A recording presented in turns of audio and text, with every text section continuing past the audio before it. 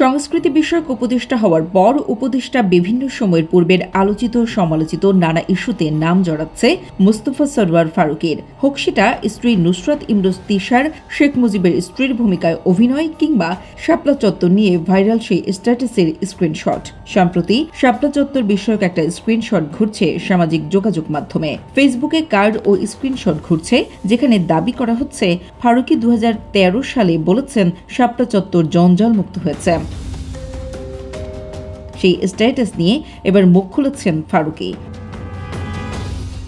বৃহস্পতিবার রাতে দেওয়া সেই লম্বা পোস্টে কিছু বিশ্বাস করার আগে সবাই যাচাই করে নেওয়ার অনুরোধ করেছেন ফারুকী। বৃহস্পতিবার রাত 11:05 দেওয়া স্ট্যাটাসে ফেসবুকে ছড়িয়ে পড়া স্ক্রিনশটকে ফেক উল্লেখ করে ফারুকী লিখেছেন, এগুলো মিথ্যা।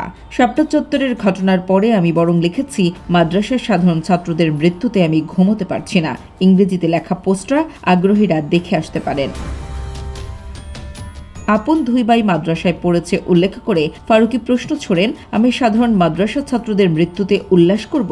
মাদ্রাসার ছাত্র কেন, কোনো মানুষের মৃত্যুতে আমি উল্লাস করব? আক্ষেপ নিয়ে আরও লিখেছেন, আমি তো এমনকি অপরাধীর মৃত্যুতেও শোক করি। মিথ্যা কথা ছড়ানোরও তো একটা মাত্রা থাকে।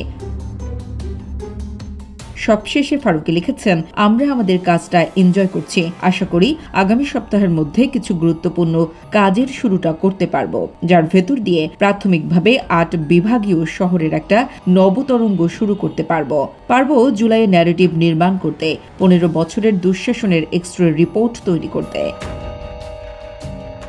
এর আগে গত সোমবার মন্ত্রণালয়ের সাংবাদিকদের সঙ্গে আলাপকালে মুস্তফা সরওয়ার ফারুকী নানা বিষয়ে কথা বলেন। সেদিন ফারুকী বলেন, উপদেষ্টার দায়িত্বটা তখনই নিতে রাজি হয়েছেন যখন মনে করেছেন যে তিনি কাজটা হয়তো করতে পারবেন। 10 নভেম্বর সন্ধ্যায় অন্তর্বর্তী সরকারের নতুন উপদেষ্টা হিসেবে শপথ নিয়েছেন নির্মাতা মুস্তফা সরওয়ার ফারুকী।